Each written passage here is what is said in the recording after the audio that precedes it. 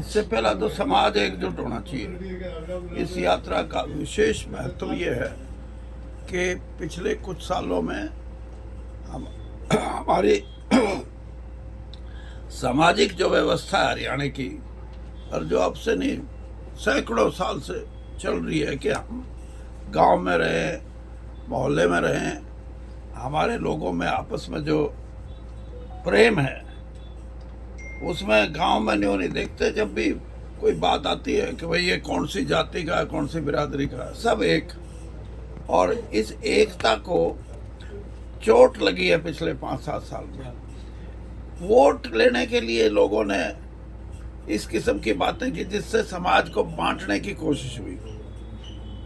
मैं ये तो मानता हूं कि कुछ हद तक वोटों के मामले में तो ये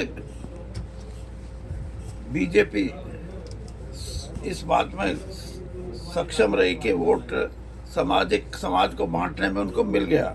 लेकिन आज भी मैं इस बात का ये मेरे को विश्वास है, विश्वास नहीं, ये बात सही भी है कि हमारा समाज अभी ये नहीं है कि वोट कोई कहीं डाल के आया हो, लेकिन जो सद्भाव है, जो प्रेम है, उसमें कोई कमी नहीं आई है। और जो अब बांटने की प्रक्रिया है, इससे कहीं समाज में दुराव पैदा ना हो जाए, आपस में द्वेष ना हो।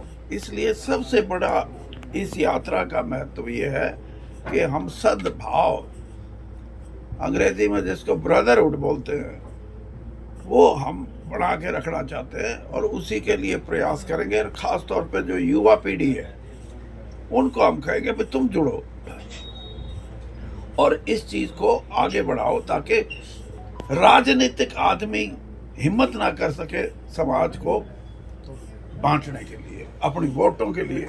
ये है हमारा उद्देश्य।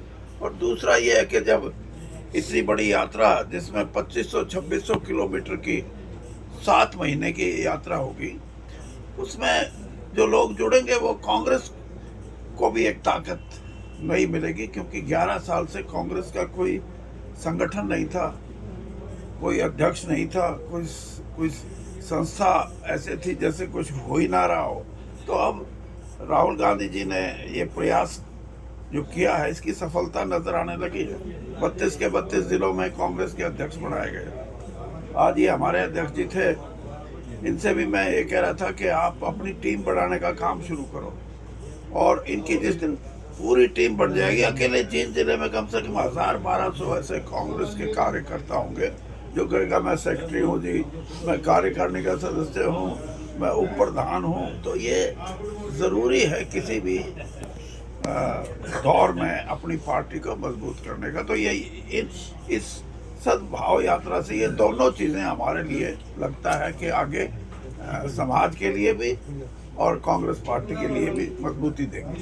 सर, वोट की बात आई कि वोट की एक बात, उचाना विधानसभा में जिस प्रकार वोटों की गड़बड़ दिखाई गई, हाईकोर्ट तक मामला पहुंचा, क्या लगता है उचाना के नतीजे बदलेंगे? ये तो अब हाईकोर्ट में पिटीशन है, जो अब क्या फैसला होगा वो तो न्यायपालिका ने फैसला करना। इस पे तो मैं अगर कोई बात कहूँ तो गलत होगी। बाकी ये ज़रूर है कि हार जीत का जब फैसला थोड़ा हो, 32 वोट से कोई चुनाव जीतता है और 32 से कोई हारता है, तो जो वोट कैंसिल हुई हैं ये मैंडेटरी है, ये ज़रूरी है कि रिटर्निंग अफसर अगर वोट तो कैंसिल हुई 225, हार जीत का फैसला है 32 में, तो ये लिखा हुआ है उसकी जो हैंडबुक है उसमें भी। और इलेक्शन कमीशन की हिदायतें ये हैं कि इस परिस्थिति में रिटर्निंग अफसर दोबारा उन वोटों को गिने जो कैंसिल हुई है, और उस गिनते वक्त उसकी वीडियोग्राफी होनी चाहिए पूरी, वो नहीं हुई। इसीलिए हम गए अदालत में और हमने कहा जी कम से कम इन 215 या 225 जो वोट हैं इनकी दोबारा से रीवेरिफिकेशन करा दो, दोबारा से गिनती करा दो। प्रदेश में प्रदेश अध्यक्ष की सीट अभी भी खाली है, कहा जाएगा, तो क्या उम्मीद रखती है कब तक डिक्लेयर कर देंगे? जल्दी होगा।